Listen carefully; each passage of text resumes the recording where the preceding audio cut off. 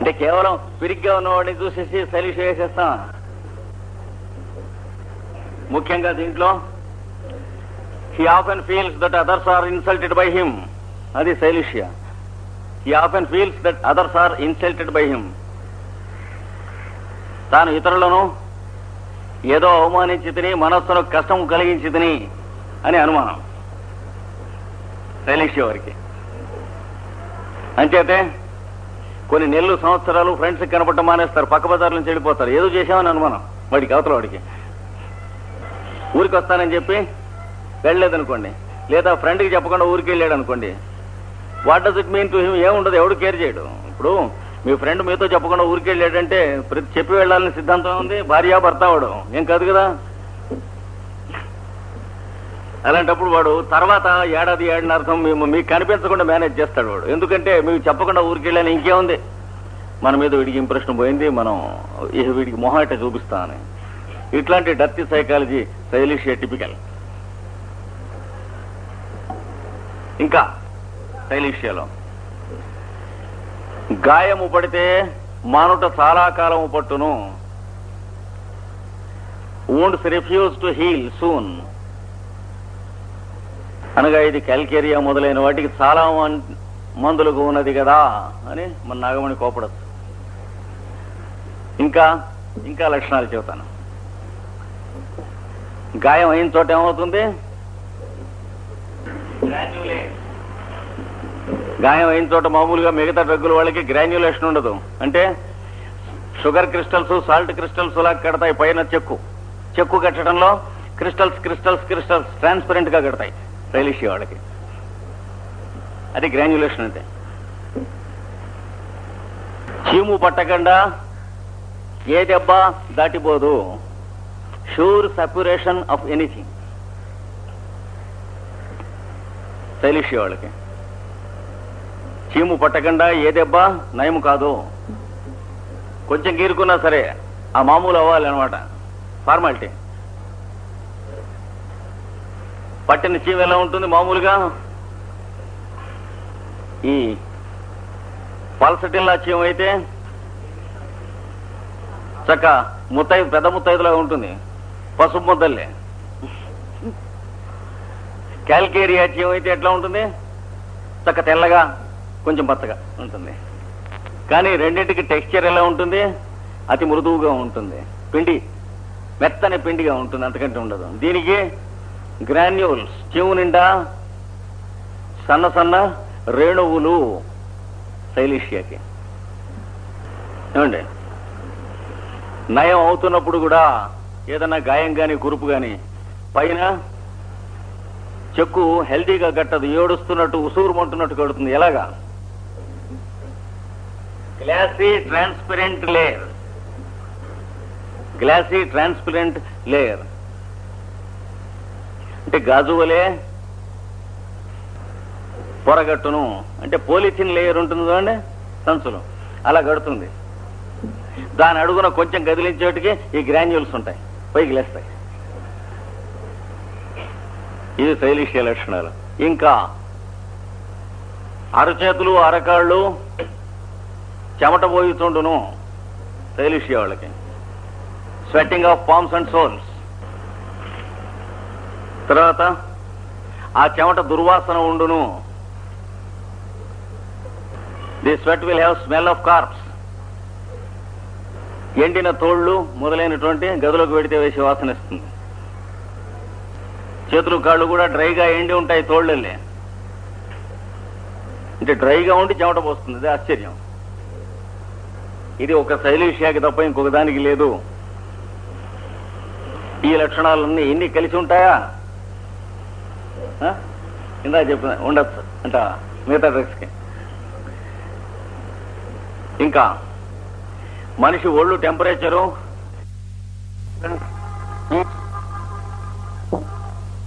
Colder.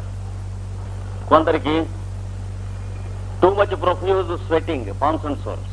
అది కొన్ని rare cases. అరికాళ్ళు అరిచేతులు ఎప్పుడు అలా నీళ్లు పోస్తున్నట్టే పేపర్ మీద పెడితే ఆ పేపరు తడిసిపోతుంది, రాసుకోలేరు పాపం.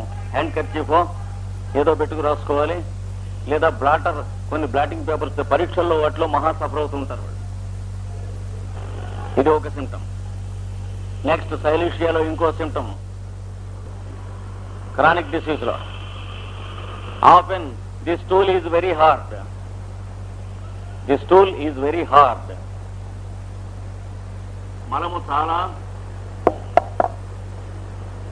మలము చాలా గట్టిగా. ఎందుకు తిప్పుతున్నాం? వాట్ నాన్సెన్స్ చెప్పకు మరి. చాలా గట్టిగా ఉంటుంది. And it gives much pain. విరేచనం అవుతుంటే చాలా నొప్పి కలుగుతుంది. ఇది కూడా చాలా డ్రగ్స్ గా ఉన్నది కదా, ఉన్నది. కానీ సైలీషియాకి ఏం చెప్పాలి? ది ఫస్ట్ వినపడుతుందా? The first part please adjust. అని అడ్జస్ట్ అయ్యాక మళ్ళీ మొదలెడతాం. First part, the first part of the motion gives a very unbearable pain. మల విసర్జనలో మొట్టమొదటనే విపరీతమైనటువంటి బాధ. ఎందుకని? ఇట్లాంటి చోట కోపడరాదు, అసహించుకోరాదు చెబితే ఫస్ట్ పార్ట్ చాలా లంపులాగా, గిలక్కాయలాగా లావుగా ఏర్పడుతుంది, తర్వాత సన్నగా ఉంటుంది మోషన్లో. సైలీషియాకి మాత్రమే the first part of the motion will be too bulky to be express. అందుకని ఆ ఫస్ట్ పార్ట్ కూడా ఎక్స్పెల్ కాదు. కొందరు కేసుల్లో they can't bear the pain and it recedes back. ఆ నొప్పి భరించలేక యువతలకు వచ్చిన మలం మళ్ళీ లోపలికి వెళ్ళిపోయి తిరిగి వచ్చేస్తారు. మర్నాడు మోషన్కి వెళ్తాను ట్రై చేస్తారు. కొంచెం అడ్వాన్స్ కేసులు. ఇది సైలీషియా లక్షణం.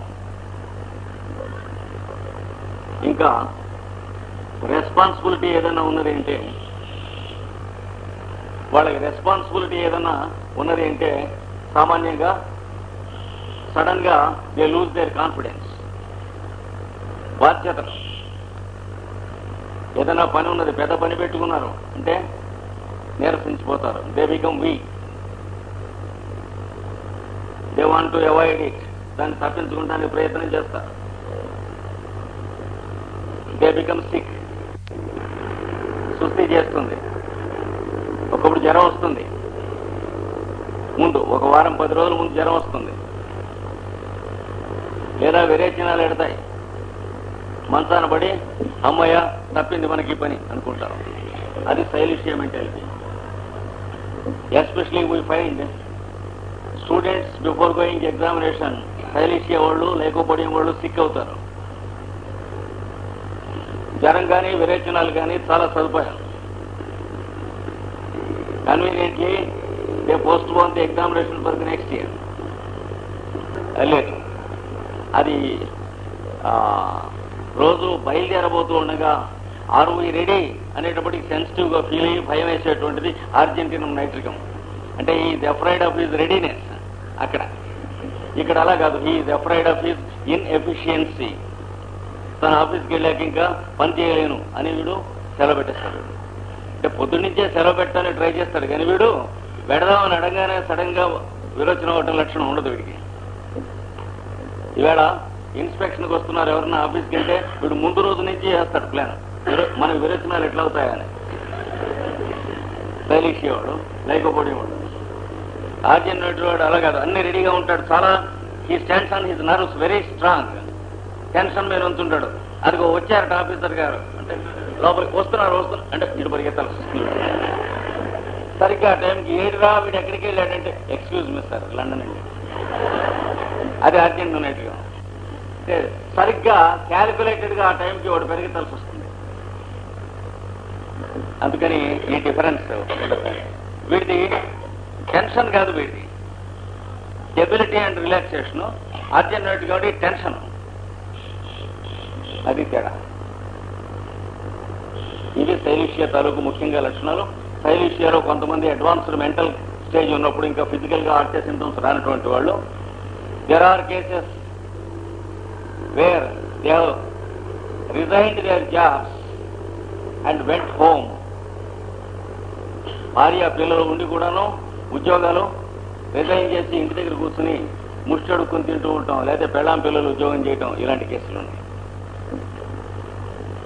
ఎందుకని they definitely feel that they can't bear the responsibility of the office or the files. ఇది అంటే ఒక్కొక్క డ్రగ్ ఒక్కొక్క ఏరియా ఉంటుంది. ఈ డ్రగ్ ఏరియా ఇది. వీటిలలో ఏమన్నా లక్షణాలు కనిపించి ఆస్తమా వస్తే సైలిషియా వేయవలసిందే, కానీ ఇప్పుడు కనిపెట్టవచ్చా లేదా ఈ డ్రగ్ని? ఇంకా నువ్వు సొంతంగా మెటీరియా మెడికల్ చదువుకుంటే ఇప్పుడు నేను చెప్పింది 4వ వంతు, ఇంకో 3 వంతులు ఉంది అందులో. ఆ మెటీరియా మెడికల్ చదువుకోవాల్సిన ప్రొసీజర్ మనం ఇక్కడ నేర్చుకుంటూ ఉందంటే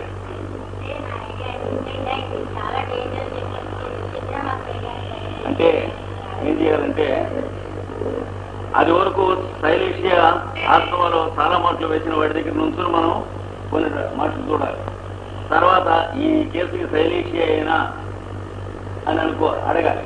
అవునంటే వేసాక 2వ మాట మనం వేయాలి. ఎవరైనా అంతే ఎక్స్పీరియన్సే, ఒకళ్ళిద్దరిని చంపకూడదు వైద్యుడు వాళ్ళని. భయం కూడా పడకూడదు. ప్రిస్క్రిప్షన్స్ ఇస్తున్న వాళ్ళ దగ్గర కూర్చొని మన మైండ్కి ముందు తడుతూ ఉంటే అదే వాడు రాస్తున్నారంటే ఇద్దరి మధ్య వెరిఫికేషన్ కనుక మనం ఇవ్వచ్చు అని తెలుస్తుంది. అట్లా ప్రపంచంలో మొట్టమొదటినే కొమ్ములతో పుట్టిన వాళ్ళు ఎవరు లేరు, సువర్ణ పథకములతోనూ అంతా నేర్చుకున్న వాళ్ళే. ఈ సిమ్టమ్స్ ఉన్నటువంటి వాళ్ళకి ఆస్తమా వస్తే సైలిషియా 200 సేఫ్గా వేసేయచ్చు, తెగిపోతుంది. అందుకని పబ్లిక్ ఎగ్జామినేషన్స్ ముందు యూనివర్సిటీస్ కాలేజెస్ ఉన్న ఊళ్ళలో మనకు సైలీషియా, లైకోపోడియము, సీసాలు జాగ్రత్తగా మీరు కలిపి దగ్గర ఉంచుకోవాలి. లైకోపోడియం మాత్రం ఈ ఊరు వచ్చాక నేను ఆ సీజన్లో చాలా వాడవలసి వస్తుంది చాలా మందికి. కొంతమంది సందు వీళ్ళ మధ్య ఆర్జన్ నేర్చుకునే వాళ్ళు కూడా ఉంటారు.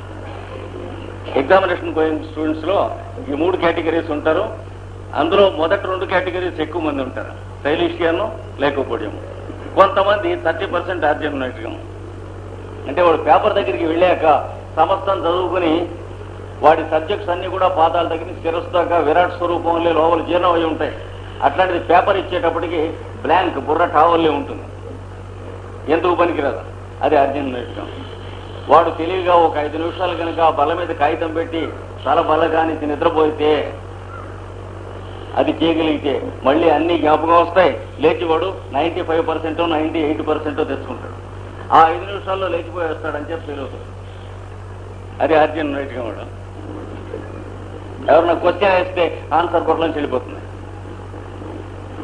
దిస్ ఈజ్ మిస్టర్ అంటాడు ఫ్రెండ్ని ఇంట్రడ్యూస్ చేయబోతూ, టక్కన ఫ్రెండ్ నేమ్ బొర్రలోంచి ఎగిరిపోతుంది అర్జున్ నెట్గా వాడికి. ఇట్లా ఒక్కో డ్రగ్ ఒక్కో పద్ధతి.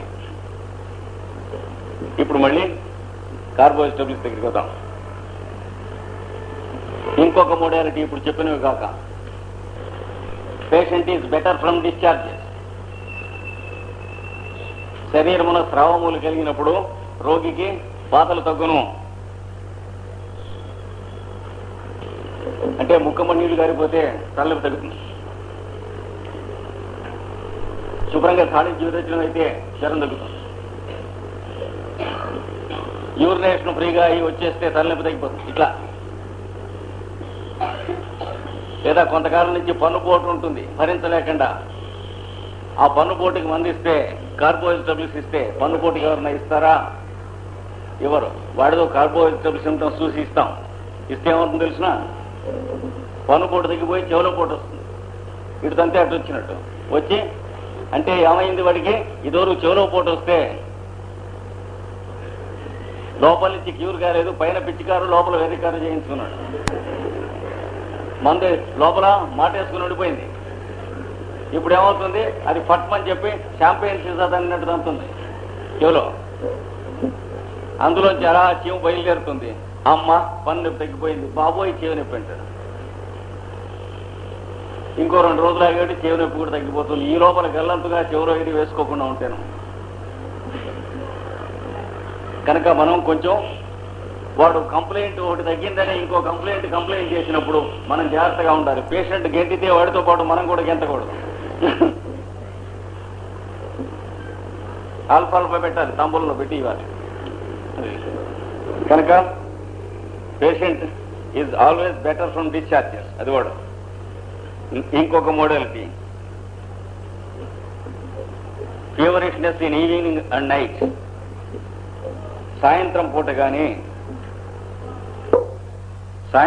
కానీ రాత్రిపూట కానీ ఒంట్లో జ్వరం వచ్చింది, నాకు ఒంట్లో జ్వరంగా ఉంది అంటూ ఉంటాడు. అంటే పెద్ద జ్వరం ఏమి ఉండదు, అట్లా ఉంటుంది ఒంట్లో. నేట్రమూరు వాడికి మధ్యాహ్నం పూట ఉంటుంది ఎండలో, బ్రయోని వాడికి కూడా అంతే మధ్యాహ్నం ఎండలో ఉంటుంది, సాయంత్రానికి హైగా ఉంటుంది. పల్స్టీల వాడికి అంతే మధ్యాహ్నం ఎండలో, పల్స్టీల వాడికి మధ్యాహ్నం ఎండలో జ్వరం వచ్చినట్టు ఉంటుంది, సాయంత్రం చల్లని గాలికి హైగా ఉంటుంది, రాత్రి ఒళ్ళు నొప్పులు ఎక్కువ అవుతాయి పల్స్టీల వాడికి.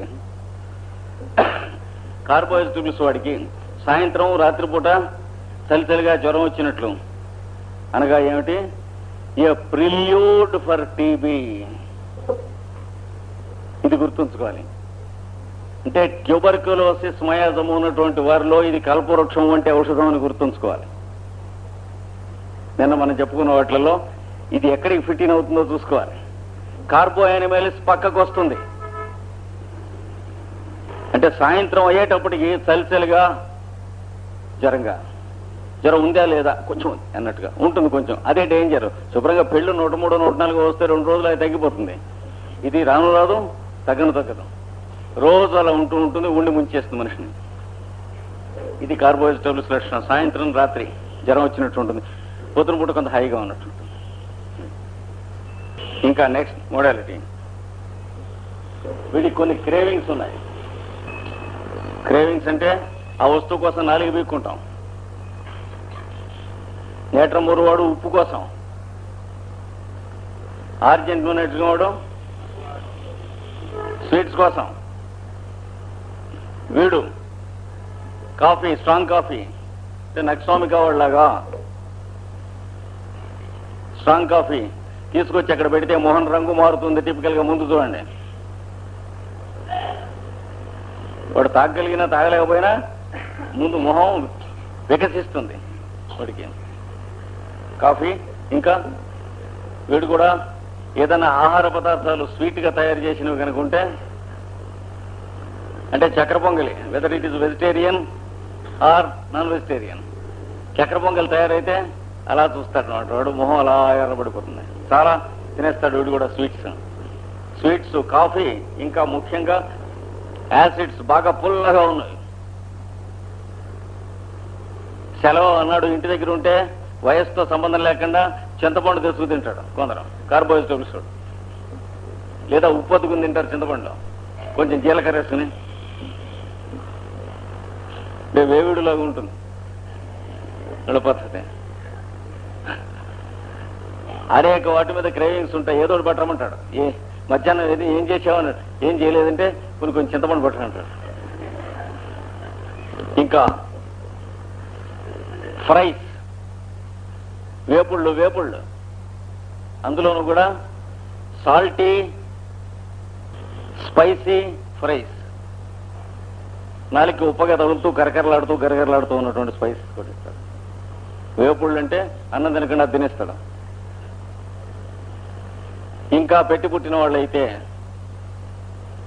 వైన్, ద్రాక్ష సారాయం అంటే వీడికి కల్పవృక్ష సారాయం.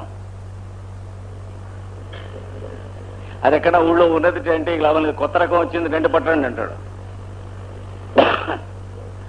100 years వైన్ 2 పట్టండి అంటాడు. ఉంది సీసా తెస్తున్నారు అంటే సంతోషం అవుతుంది. అక్కడ ఓపెన్ చేసి గ్లాసులో పోసి పెడితే ఆ రంగు సూసైడ్కి ఇలా మొహం ఆ రంగుల్లో మారుతుంది. ఇది కార్బోహైడ్రేట్స్. ఫేస్ మారుతుంది వాడికి, ఫుడ్ మెటీరియల్స్ సూసైడ్, కార్బోహైడ్రేట్స్ వాడికి ఎర్రబడుతుంది మొహం. ఇక సామాన్యంగా ఇక్కడ ఎర్రగా అవుతాయి. ఇంకా వీడికి ఇలాగే కొన్ని అంటే ద్వేషం, పడదాం, అది కూడా రాసుకోవాలి. ఎవర్షన్ అంటే ద్వేషం, వీడికి పడదన్నమాట. ఏమంటే పడదు వీడికి? మిల్క్ అండ్ మిల్క్ ప్రోడక్ట్స్, పాలు, పెరుగు, మేగడ. పాపం వాళ్ళ ఫాదర్కి ఒక్కడే కొడుకు, లేక పుట్టాడు. డాక్టర్ గారు పెరుగు మీద మేగడ తినమన్నాడు చిన్నప్పుడు. ఇప్పుడు ఈ ఊళ్ళోనే ఉంటున్నాడు ఆయన. నా వయస్సే, నాకంటే కొంచెం చిన్నతనంలో పెరుగు మీద వేడి తినమంటే ఏడిచేవాడు. అదేమిట్రా ఎందుకో వాడు ఫాదర్ కొట్టబోయేవాడు. వెధవా లేని వాళ్ళు లేరని ఏడుస్తుంటే పెరుగు వేడితే అంటే వాడు ఏమని ఏడిచేవాడు తెలిసిన, బా తినలేను, గుడ్డలు గుడ్డలుగా ఉంటుంది అని ఏడిచేవాడు.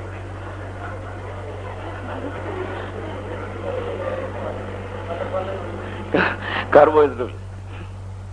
అలాగే పాలకోవా, బర్ఫీ, దూడ్పేడ, బెంగాల్ పెడితే చచ్చిపోతాడు. మిల్క్ ప్రోడక్ట్స్ ఏమీ తినలేడు వాడు. వాటితో ఎవర్షన్ ఎక్కువ ఉంటుందన్నమాట. ఇంకా మీట్ అంటే మాంసం క్రమంగా దాని మీద హిత ఒదిగిపోతుంది. అంటే వెజిటేరియన్స్ కదా. చిన్నప్పటి నుంచి మామూలుగా ఏ వస్తువులు ఏందైతే చాలా ఇష్టమో ఆ వస్తువుల మీద హితం తగ్గింది అంటే ఏదో ఒక డ్రగ్ అని తెలియజేస్తుంది. జాగ్రత్తగా చూసుకోవాలి మనం. క్రమంగా వాడికి హితవు తగ్గిపోతుంది మాంసం మీద. కార్బోహైడ్రేట్స్ కూడా మలేరియా వాళ్లకు ఉన్నది. ఇంకా నెక్స్ట్ మోడాలిటీ, మలేరియాలో ఎట్లా తెలుసుకోవాలి? ఒక్కటి గుర్తుంచుకోండి, మలేరియాకు మందుగా పనికిరాకపోయినటువంటిది టీబీ మయాజంకి మందుగా పనికిరాదు. ఆ రెంటికి అలాంటి సంబంధం ఉంది. కాన్వర్స్లీ ఇంట్లో టీబీ మయాజం లేనిది ఒంట్లో దోమ కుట్టితే మలేరియా రాదు. ఎనాఫలిస్ మహిళ ఈ టీబీ మయాజం లేని వాళ్లను వరించలేదు. కుట్టినా ఎక్కదు వీళ్ళకి. రాత్రిపూట సంగీతం పాడుతూ కుడుతుంది వచ్చి వీళ్ళకి కూడా. లేడీ ఎనాఫలిస్ అనేటువంటి ఒకనొక దోమ, అంటే దోమి కుడితే వీడు టప్పును కొట్టేస్తాడు. అంతేగాని వీడికి మలేరియా చచ్చినా ఎక్కదు. మలేరియా ఎక్కిందంటే టీబీ మయాజం ఫ్యామిలీలో ఉన్నది ఖచ్చితంగా, ఏమీ సందేహం లేదని తెలుసుకోవాలి. అందుకని టీబీ మయాజం మీద పనిచేసే డ్రగ్స్ అన్ని మలేరియా పనిచేస్తాయి. నోట్స్ ఆన్ ఇంటర్మీడియట్ ఫీవర్స్ అని చెప్పి హ్యానిమన్ లెసర్ రైటింగ్స్ లో ఉన్నాయి. ఇవన్నీ చక్కగా ఇచ్చారు.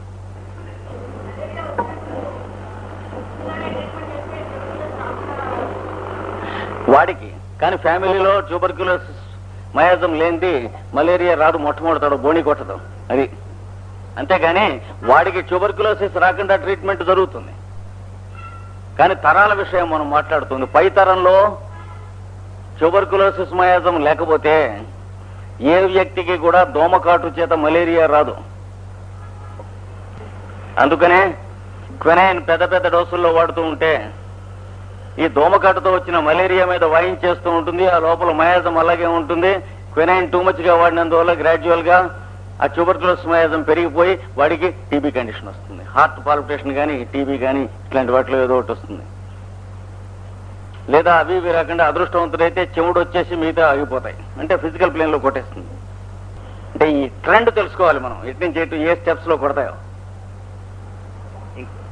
వీడికి కార్బోహైడ్రేట్స్ కావాల్సినటువంటి వాడికి ముందు చలి వణుకు వస్తుంది కదా. చలి వణుకు వచ్చాక ఏమొస్తుంది? జ్వరం వస్తుంది, మండిపోతుంది కదా. జ్వరం వచ్చాక జ్వరం తగ్గుతూ ఉంటే చెమటలు పోస్తాయి. ఇది అసలు మలేరియాలో వరుస. ఈ మధ్య వామిటింగ్ ఎక్కడ ఇరుక్కుంటుందో దాన్ని బట్టి కొన్ని డ్రగ్స్ దొరుకుతాయి. ఇక్కడ వామిటింగ్ వస్తుంది కార్బోహైడ్రేట్స్ వాడికి.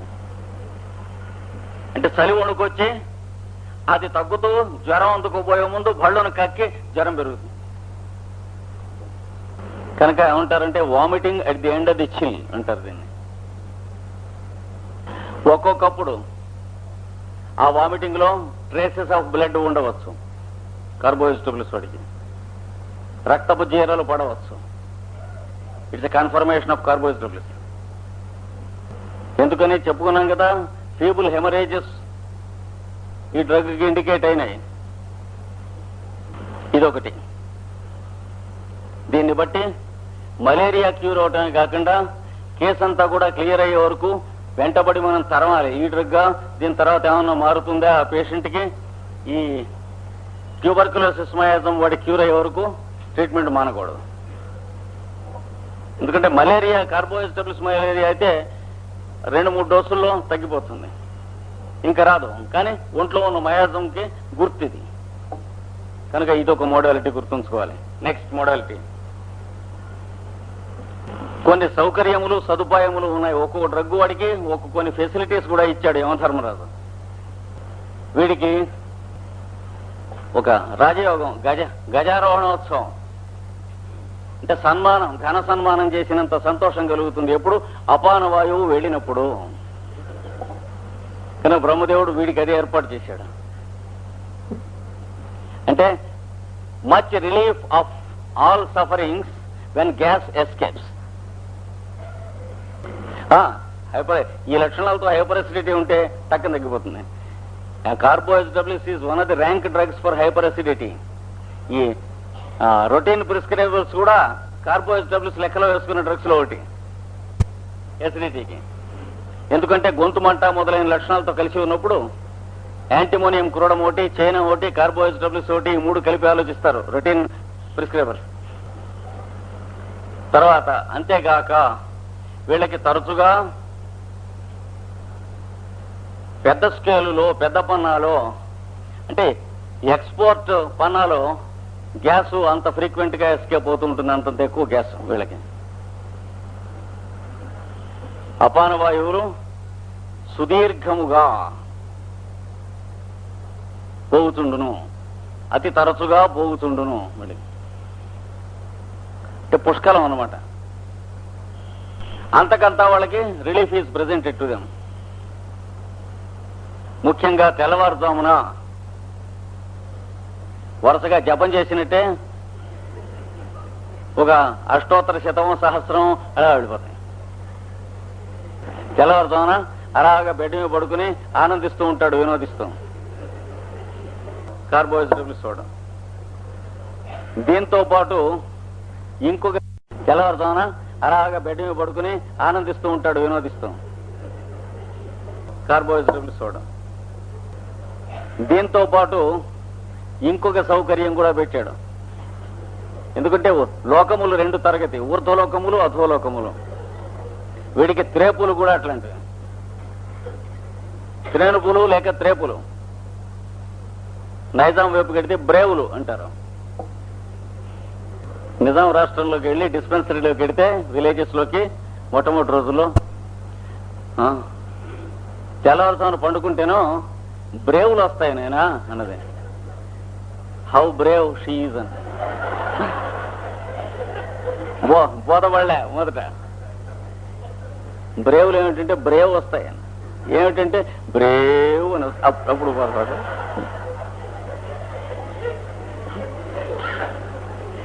తేనుపులు ఎరక్టేషన్స్ అంటారు ఇంగ్లీష్ లో. ఎరక్టేషన్స్ అని మెటీరియల్ మెడికల్ ఉంటుంది. ఆ పదం వచ్చిన చోట తేనుపులు అని తెలుసుకోండి. ఫ్లాటస్ అంటే అధోలోకం, అపాన వాయువులు. ఎరక్టేషన్స్ అంటే తేనుపులు, ఫ్లాటస్ అంటే అపాన వాయువులు. వీడికి అటు యూరోప్ కి, ఇటు అమెరికాకి కూడా ఎక్స్పోర్ట్ ఎక్కువ బిజినెస్. ఇంత సదుపాయంగా ఉంటుందని ఎందుకు చెప్పుకుంటామండి వాడి సంగతి మనం అంటే, వీడి పక్కనే చైనా వాడు ఉన్నాడు. అంటే చైనా అనే డ్రగ్ వేయవలసిన వాడు. వాడికి కూడా ఇంత ఎక్స్పోర్ట్ ఉంటుంది కానీ మిగిలిన లాభం సున్నా. అసలు ఏ రకమైన రిలీఫ్ ఉండదు. ప్రాణం ఉతుకుష్టంగా ఉక్కిరి బిక్కిరిగా ఉంటుంది. అది తేడా. వీడికి వెళ్ళినంత గ్యాసు వాడికి వెడుతూ ఉంటుంది, వీడికి వెళ్ళిన తేడుపులు వాడికి వెడుతూ ఉంటాయి. కానీ ఆ ప్రాణం ఉక్కిరి బిక్కిరిగా ఉంటాం, శ్వాస అడగపోయినట్టుగా ఉంటాం, ఇవన్నీ అట్లాగే ఉంటాయి. అంతేకాక వాడికి అపాన వాయువు వెళుతూ ఉన్నా, త్రేణుపు వెళుతూ ఉన్నా మంట. ఇది చైనా వాడికి. గొంతు మండుతుంది, ఆసనం మండుతుంది. వాడికి ఈ వెళ్లే అపాన వాయువు కూడా చాలక చైనా వాడికి మోషన్స్, లూజ్ మోషన్స్ అవుతూ ఉంటే అందులో పోలేడంత గ్యాస్ పెడుతూ ఉంటుంది. నొరగ నొరగ్గా వెళ్ళిపోతూ ఉంటుంది, సర్ఫ్ కొట్టినట్టు. అంటే ప్లాస్టిక్ బకెట్లో సర్ఫ్ పౌడర్ వేసి పంపు పైనుంచి వదిలితే ఎలా వస్తుందో అలా మోషన్ అవుతుంది వీడికి, చైనా వాడికి. అంత గ్యాస్ ప్రొఫ్యూజ్ గా వెళుతూ ఉన్న ఆ గుండెకి ప్రెషర్ తప్పదు వీడికి. వీడికి ఇంత గ్యాస్ వెళ్ళినా చాలా అల్ప సంతోషి, చాలా సంతృప్తి ఉంటుంది. అది తేడా వాడికి. ఏమీ లేదు, మోసం. వాడికి తగ్గదు, వీడికి తగ్గదు. ఎక్స్పోర్ట్ అవుతూ ఉంటే ఇంపోర్ట్ అవదు. ఈ సంవత్సరం టొబాకో షిప్స్ కి ఎక్కించామంటే వచ్చే సంవత్సరం మళ్ళీ పండటంలే. డబ్బు తగ్గితే పొట్ట ఉబ్బరం తగ్గవలసిందే, కానీ ఎక్స్పోర్ట్ చేసినంత మాత్రం తగ్గితే మందులు దాకా ఎందుకు, వాళ్ళు మన దగ్గర రారు. అదే డేంజర్. తగ్గదు, ఊరికే అది వెళుతూ ఉంటాం. వ్యాధి అది. దీన్నే ఏమంటారు, వాత వ్యాధి అంటారు, పేగు వాతం అంటారు. అంటే elementary canal has lost its power of peristalsis. అంటే సంకోచ వ్యాకోచాత్మకమైనటువంటి ప్రాణశక్తిని కోల్పోయినది. దట్ ఈస్ వాత వ్యాధి. ఇది ఉన్నప్పుడు ఉదావర్త వాతం అంటారు ఆయుర్వేదంలో. అంటే ఏమిటి, అప్త్రస్ట్. డేంజర్స్ ఏముంటాయి ఇది ఉన్నవాడికి? ఎక్కిళ్లతో చచ్చిపోవచ్చు, లేదా మంచినీళ్ళు లోపల పోస్తుంటే కింది నుంచి పైకి కిక్కిచ్చి చచ్చిపోవచ్చు, లేదా ముద్ద అడ్డం పడి చచ్చిపోవచ్చు. ముద్ద గండం, నీటి గండం అంటారు. నీటి గండం అంటే ఎక్కడో స్టీమర్లో పోతూ వస్తాం కావచ్చు అనుకున్నట్టు వాడు కాదు, మంచినీళ్ళు తాగుతూ వెళ్ళిపోతాడు. ఉదావర్త వాతం అంటారు. ఇది ఆవర్తం, ఉదావర్త వాతం ఆయుర్వేదంలో దీని పేరు. అది 3 డ్రగ్గులు వారు ఉన్నారు. ఏది? ఈ గాలి ఎక్స్పోర్ట్ చైనా, కార్బోవేట్, లైకోపోడియం. కనుక హ్యానిమన్ గారు ఈ 3ంటిని ఫ్లాట్యులెంట్ ట్రయో అనగా పొట్ట ఉబ్బుటకు వైద్యము చేయనట్టి ఔషధత్రయము. ఈ 3 కలిపి గుర్తుంచుకోవాలి. అంతేకాకుండా ఈ 3 కాంప్లిమెంటరీలు. ఒకదాని ట్రీట్మెంట్ అయిపోయిన తర్వాత ఇంకొక దాని ట్రీట్మెంట్ కావాల్సి రావచ్చు. ఒకదాని ట్రీట్మెంట్ అయిన తర్వాత ఇంకొకటి చాలా బంగారంలాగా పనిచేస్తుంది. కనుక ఈ 3 చాలా మిత్రులు, కవిత్రయంలాగా. నెక్స్ట్ మోడాలిటీ లైకోపోడియం వాడి ఫ్లాట్యులెన్స్ కి కథలేమీ లేవు. ఫ్లాట్యులెన్స్ అంటే ఫ్లాట్యులెన్సే.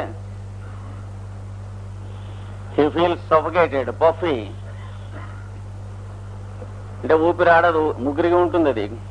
ఒక్కొక్కప్పుడు ఆ గ్యాస్ ఈ మూడు డ్రగ్గుల వాళ్లలో ఎవడో ఒకడికి గ్యాస్ ప్రెషర్ ఇచ్చేటప్పటికి ఇక్కడ ప్రెషర్ ఇచ్చి టప్పని చెమట పోసేసి చల్లగా చెమట వచ్చేసి పల్స్ ఇదిగా ఉండి హార్ట్ అటాక్ అక్కడికి తీసుకెడతారు. ఉట్టిదే. వీడికి ఈ 3ంట్లో ఏదో ఒకటి ఏది సరిపోతుందే అని చూడకుండా అయినా వేసినా సరే, ముఖ్యంగా చైనా వేస్తే చాలు మిగతా 2టి బదులు కూడా కాసేస్తుంది ఆ దెబ్బ. తగ్గిపోయి వీడు మళ్ళీ మర్నాడు ఆఫీస్కి వెళ్తాడు. అదే వీడిని ఆసుపత్రికి తీసుకెడితే బల్ల మీద పడుకోబెట్టి ఈసీజీ, ఎక్స్రే ఇవన్నీ వరుసన తీస్తూ పైనుంచి కింద తీసి ఆల్ టెస్ట్ 10-15 రోజుల తర్వాత హార్ట్ అటాక్. ఈసీజీలో చిన్న ఎబరేషన్ ఉంటుంది, అది మెషిన్ లో.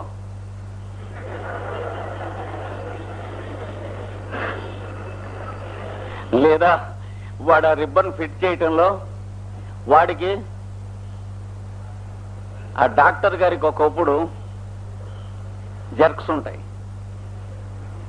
ఇవన్నీ వీడి గుండెకాయలో జబ్బు కింద లెక్క వస్తాయి. మళ్ళీ 15-20 రోజులు అయిన తర్వాత ఎవరో శుభ్రమైన డాక్టర్ సిన్హా లాంటి వాడు మళ్ళీ తీసి ఎవడరా పిచ్చిముడా కొడుకు నువ్వు చెప్పింది శుభ్రంగా ఉంది అని చెబితే అప్పుడు ఇంటికి పోతాడు. ఈ 15 రోజులు పాపం డబ్బులు ఖాళీ. వీడి ఇంటి నుంచి అందరూ భోజనాలు తీసుకొచ్చి పెట్టడం, ఆఫీస్కి మెడికల్ లీవ్. చాలా మందికి సిన్హా గారు అలా చెప్పారు. అంటే వీళ్ళందరూ ఈసీజీ పట్టుకెళ్ళి వీడికి గుండె అటాక్ ఎవడరా చెప్పింది వాడి అడ్రస్ పట్టరా అంటాడు ఆయన. అంటే ఎక్స్పీరియన్స్ లేకపోగానే ఈసీజీ తీసి ఆ గీతల్లో తేడా వస్తే మనిషిలో తేడా ఉండు. మనిషిని బట్టి గీతలు కాదు, గీతలను బట్టి మనుషులు ఎక్కేస్తారు.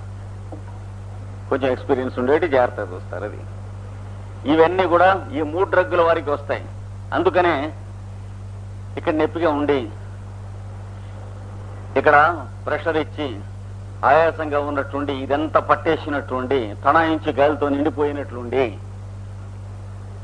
చల్లని చెమట పోసి దిగ చెమటలు, కళ్ళు విరిగిపోయి ఇట్లాంటి లక్షణాలు ఉన్నప్పుడు వెంటనే చైనా 200 డోసేసి కదిలించకుండా పడుకోబెడితే 10 నిమిషాలు అయ్యేటప్పటికి ఇవన్నీ సర్దుకుని పోయి ఫ్రీగా వచ్చేసి పల్స్ కూడా ఫీబుల్ గా ఉంటుంది. ఎందుకని ప్రెషర్ ఇస్తుంది కదా హార్ట్కి.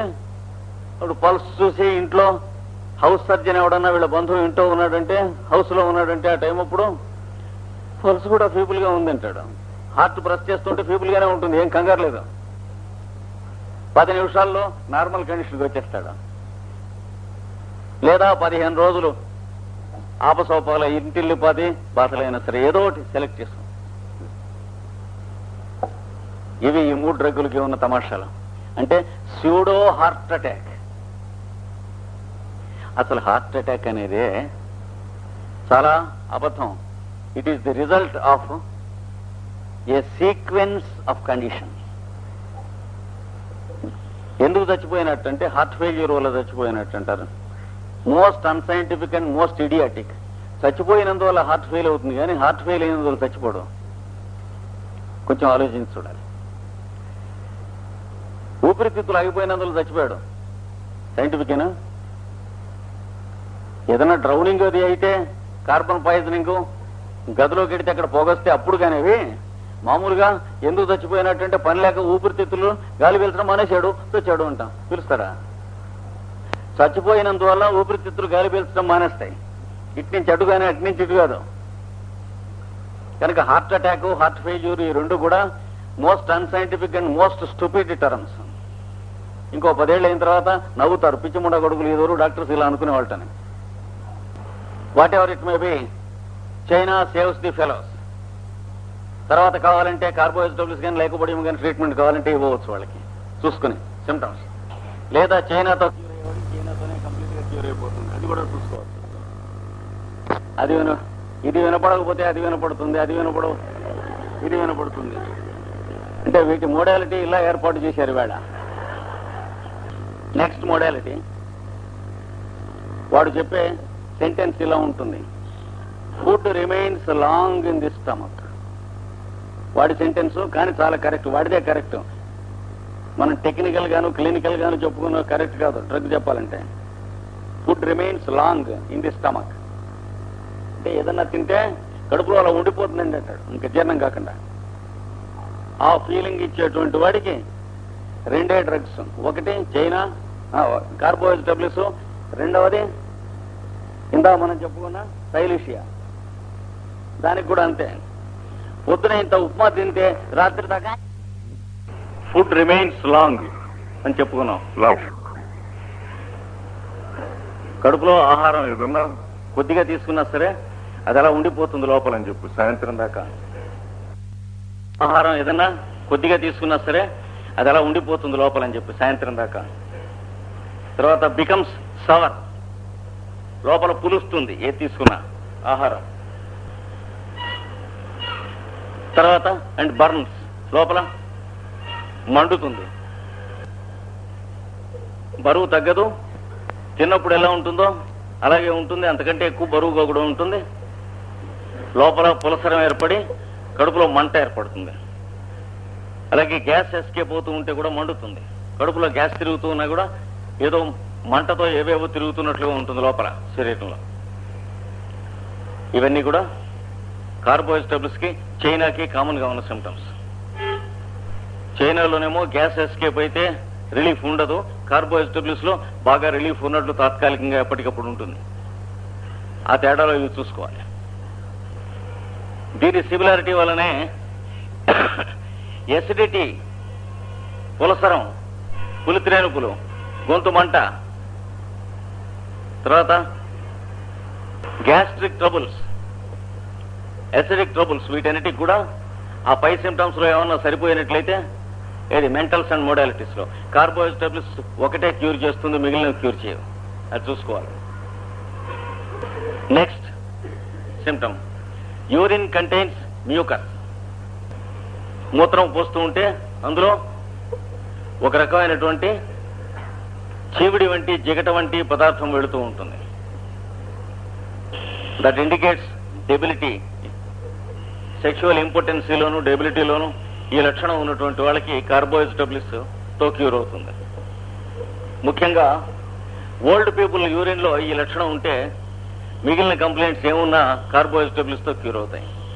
యూరిన్ లో మ్యూకస్ వెళ్తూ ఉన్న లక్షణం ఉండి మిగిలినటువంటి కార్బోహైడ్రేట్స్ కొన్ని సిమ్టమ్స్ వెరిఫై చేసుకున్నాయి. దాంతోపాటు ఓల్డ్ పీపుల్ కాకపోయినా సరే ఇంపార్టెన్సీ ఉండి ఈ సిమ్టమ్ ఉంటే మిడిల్ ఏజ్డ్ కానీ యంగ్ ఏజ్డ్ కానీ అంటే మ్యూకస్ ఇన్ ది యూరిన్ ఉండి ఇంపార్టెన్సీ నపుంసకత్వం అనేటువంటి లక్షణం ఉండి తర్వాత జెనిటల్స్ రిలాక్స్డ్, మర్మవయవములు వృష్ణములు హ్యాంగింగ్ అంటే వ్రేలాడుతూ ఉంటాయి, పట్టు ఏమీ ఉండవు, నరములు సడలి వదిలేస్తాయి. అట్లాంటప్పుడు కార్బోహైడ్రేట్స్ కాన్స్టిట్యూషన్ కనుక అయినట్లయితే వాళ్ళ కాన్స్టిట్యూషన్ మొత్తం కూడా క్యూర్ అయ్యి ఇది కూడా క్యూర్ అవుతుంది.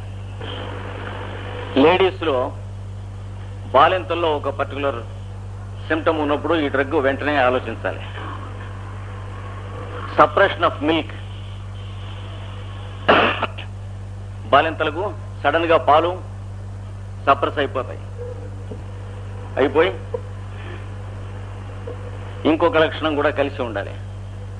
ప్రాస్ట్రేషన్ ఫ్రమ్ నర్సింగ్. అంటే పిల్లలకు పాలిచ్చినప్పుడల్లా ప్రాణం పోయేంత శ్వాస వస్తూ ఉంటుంది, చాలా నీరసం వచ్చేస్తూ ఉంటుంది. దానికి తగ్గట్టు ఆ చెప్పబడినటువంటి చెమటలు ఫ్యాన్ కావాల్సి రావటం మొదలైనవన్నీ చూసుకోవాలి జాగ్రత్తగా. 200లో వేసినట్లయితే ఇది క్యూర్ అవుతుంది. ఈ పై చెప్పబడిన ఏ లక్షణాల్లో అయినా సరే కొన్ని లక్షణాలు లీడింగ్ గా ఉండి ఉన్న టైఫాయిడ్ జ్వరంలో ఈ మందు చాలా బాగా ప్రాణరక్షణం చేస్తుంది. అది కూడా గుర్తుంచుకోవాలి. సిమ్టమ్ కాదు కానీ ఇక్కడ గుర్తుంచుకోవాలి. టైఫాయిడ్ ఒకటి, డిఫ్తీరియా. పిల్లలకు గొంతులో ఒక లేయర్ లాంటిది అడ్డం ఫార్మ్ అయి రెస్పిరేషన్ స్టాప్ చేసేస్తుంది. మనం ఇమీడియట్ గా కనుక దానికి ఏదైనా చేయించకపోయినట్లయితే అది డేంజర్. కనుక డిఫ్తీరియాలో యూజ్ చేయాల్సినటువంటి ప్రాణరక్షణకరమైనటువంటి డ్రగ్స్ లో కార్బోహైడ్రేట్స్ ఒకటి. దాంతో పాటు గుర్తుంచుకోవాల్సిన ఇదివరకు చెప్పాను ఏప్రిల్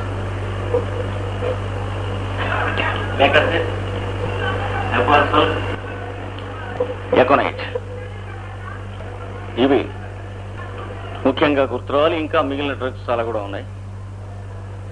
ఇది కూడా ప్రామినెంట్ డ్రగ్. దాంట్లో ఈ మందు పొరపాటున పడితే యాంటీడోట్ చేయడానికి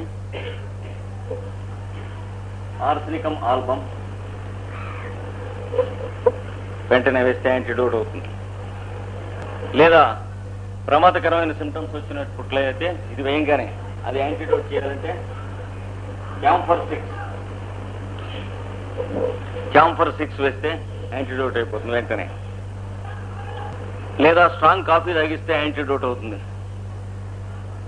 డిఫ్తీరియా మొదలైన దాంట్లో ఇది వేస్తే ఇది కాదు ఇంకోటి వేయాలి అనే అనుమానం వచ్చినప్పుడు లెకసిస్ వేస్తే ఇది యాంటీడోట్ అయి లెకసిస్ పనిచేస్తుంది. ఇది కార్బోహైడ్రేట్స్ తాలూకు మెటీరియా మెడికా.